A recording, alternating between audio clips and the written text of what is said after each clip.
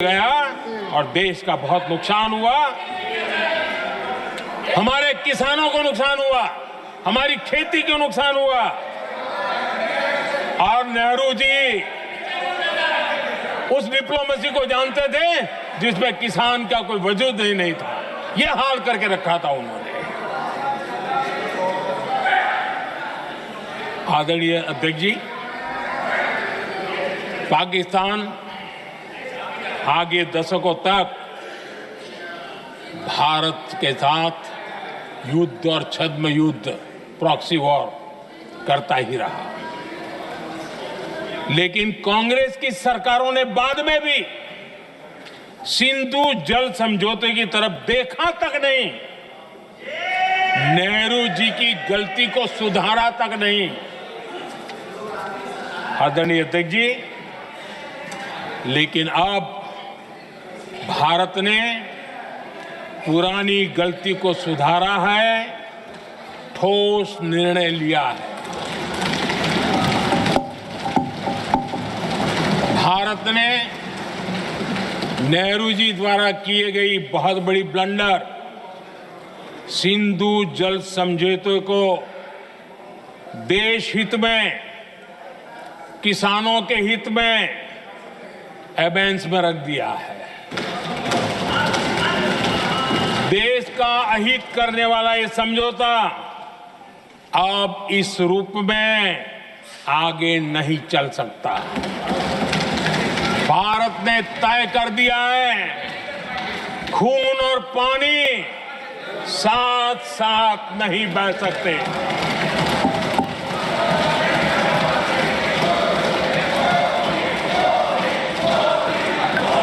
माननीय सदस्य, आप बहुत देर हो गई, आप उपनेता हैं, ये तरीका आप बैठे बैठे टोकते हैं। प्लीज, ये शोभा नहीं देता आपके लिए।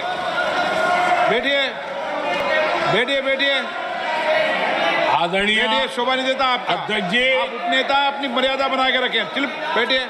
वहां बैठे साथी आतंकवाद पर लंबी लंबी बातें करते हैं। जब ये सत्ता में था, जब इनको राज करने का अवसर मिला था, तब देश का हाल क्या है, क्या रहा था, वो आज भी देश भूला नहीं है। 2014 से पहले देश में असुरक्षा का जो माहौल था, अगर वो आज याद भी करे ना, तो लोग सिहर जाते हैं। आदरणीय अध्यक्ष जी, हम सबको याद है, जो नई पीढ़ी के बच्चे हैं उनको पता नहीं है, हम सबको पता है। हर जगह पर अनाउंसमेंट होता था, रेलवे स्टेशन पर जाओ, बस स्टैंड पर जाओ, एयरपोर्ट पर जाओ, बाजार में जाओ, मंदिर में जाओ, कहीं पर भी जाओ, जहां भी भीड़ होती है, कोई भी लावारी चीज दिखे छूना मत, पुलिस को तुरंत जानकारी देना, वो बम हो सकता है। हम 2014 तक यही सुनते आए थे, ये हालात करके रखा था।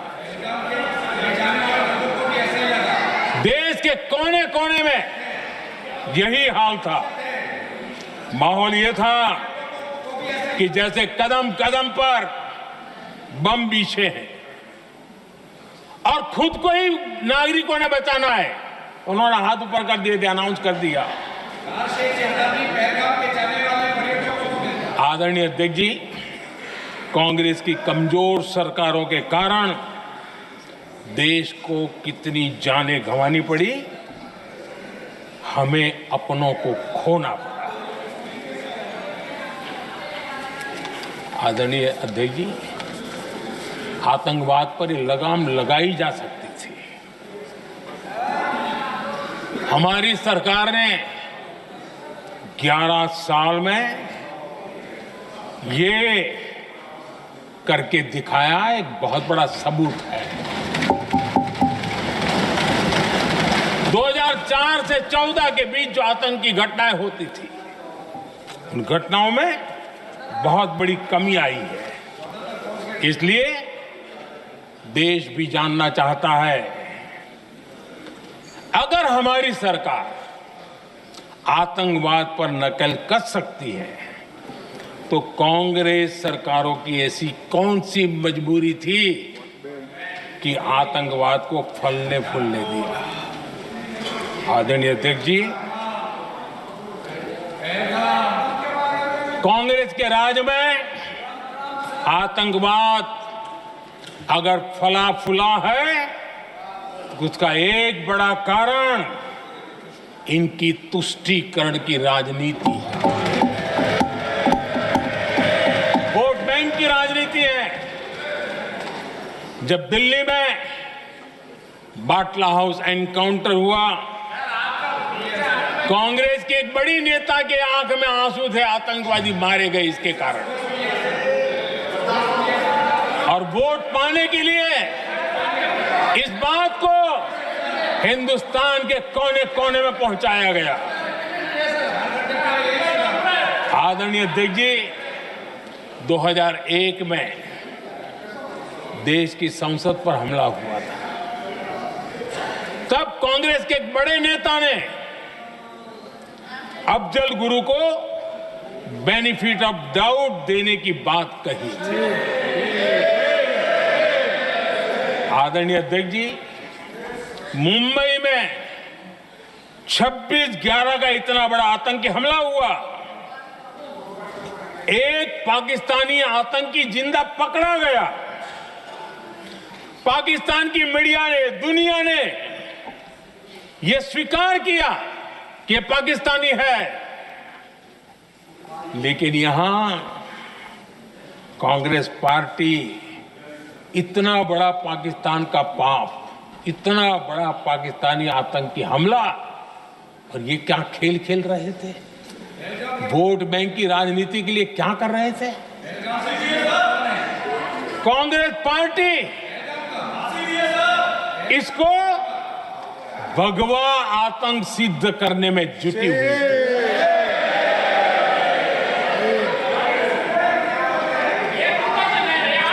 कांग्रेस दुनिया को हिंदू आतंकवाद की छड़ी बेचने में लगी हुई थी। कांग्रेस के एक नेता ने अमेरिका के बड़े राजनयिक को यहां तक कह दिया था कि लश्कर-ए तोयबा से भी बड़ा खतरा भारत के हिंदू ग्रुप है। यह कहा गया था। तुष्टीकरण के लिए कांग्रेस ने जम्मू कश्मीर में भारत का संविधान, बाबा साहब अंबेडकर का संविधान, उसे जम्मू कश्मीर में पैर नहीं रखने दिए। इन्होंने घुसने नहीं दिया, उसे बाहर रखा। तुष्टीकरण और वोट बैंक की राजनीति के लिए कांग्रेस हमेशा देश की सुरक्षा को बलि चढ़ाती रही। आदरणीय अध्यक्ष जी, तुष्टीकरण के लिए ही कांग्रेस ने आतंकवाद से जुड़े कानूनों को कमजोर किया। गृहमंत्री जी ने आज विस्तार से सदन में कहा है, इसलिए मैं इसको रिपीट करना नहीं चाहता। आदरणीय अध्यक्ष जी, किया था, मैंने कहा था कि दल हित में हमारे मत मिले न मिले, दल हित में हमारे मत मिले न मिले, देश हित में हमारे मन जरूर मिलने चाहिए। पहलगाम की विभीषिका ने हमें गहरे घाव दिए हैं, उसने देश को झकझोर दिया है। इसके जवाब में हमने ऑपरेशन सिंदूर किया तो सेनाओं के पराक्रम ने, हमारे आत्मनिर्भर अभियान ने देश में एक सिंदूर स्पिरिट पैदा किया है।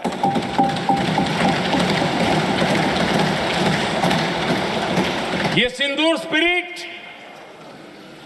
हमने तब भी देखी जब दुनिया भर में हमारे प्रतिनिधि मंडल भारत की बात बताने गए।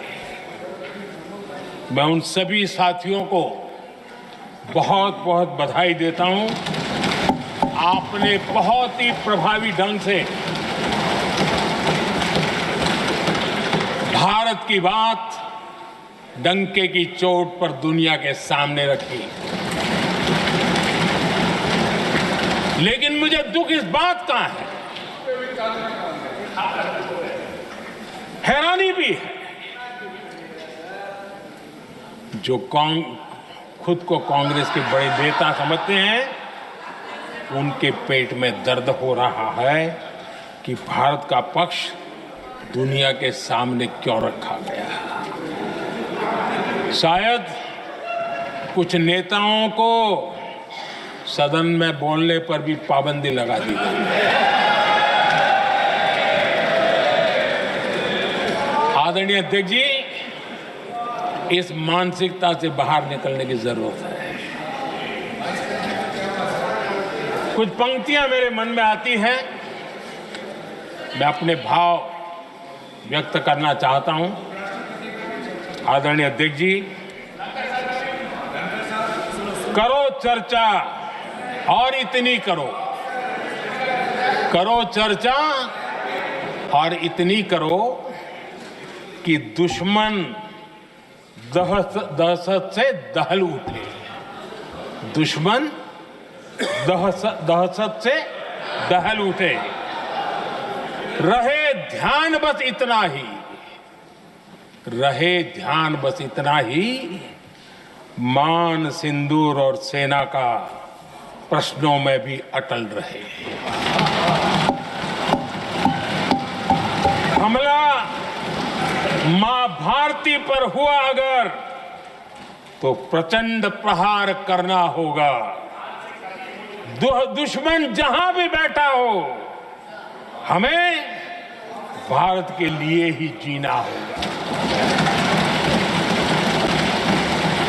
मेरा कांग्रेस के साथियों से आग्रह है कि एक परिवार के दबाव में पाकिस्तान को क्लीन चिट देना बंद कर दें।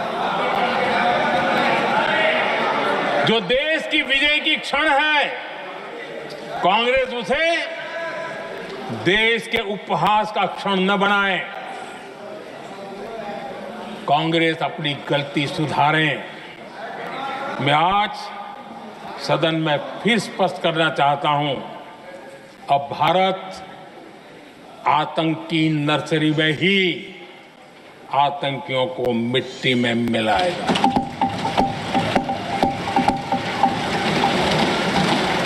हम पाकिस्तान को भारत के भविष्य खेलने नहीं देंगे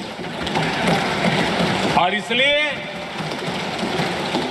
ऑपरेशन सिंदूर खत्म नहीं हुआ है, ऑपरेशन सिंदूर जारी है। और ये पाकिस्तान के लिए भी नोटिस है। वो जब तक भारत के खिलाफ आतंक का रास्ता रोकेगा नहीं, तब तक भारत एक्शन लेता रहेगा। भारत का भविष्य सुरक्षित और समृद्ध होगा, यही हमारा संकल्प है। इसी भाव के साथ मैं फिर से सभी सदस्यों को सार्थक चर्चा के लिए धन्यवाद देता हूं। और आदरणीय अध्यक्ष जी, मैंने भारत का पक्ष रखा है, भारत के लोगों की भावनाओं को व्यक्त किया है। मैं सदन का फिर से आभार व्यक्त करता हूं। बहुत बहुत धन्यवाद।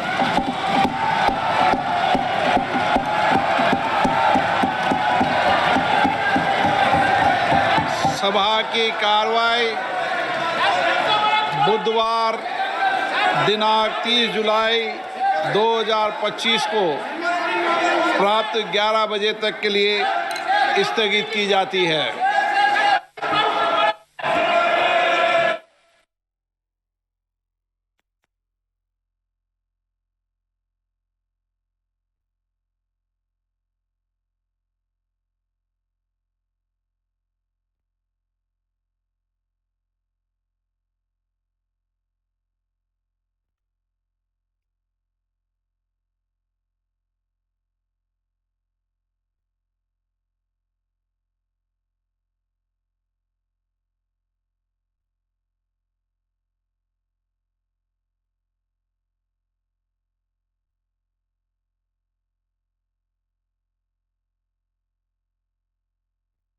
भारत का पक्ष रखा है, भारत के लोगों की भावनाओं को व्यक्त किया है। मैं सदन का फिर से आभार व्यक्त करता हूं।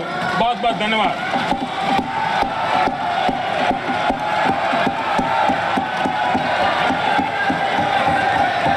सभा की कार्रवाई बुधवार दिनांक 30 जुलाई 2025 को प्राप्त 11 बजे तक के लिए स्थगित की जाती है।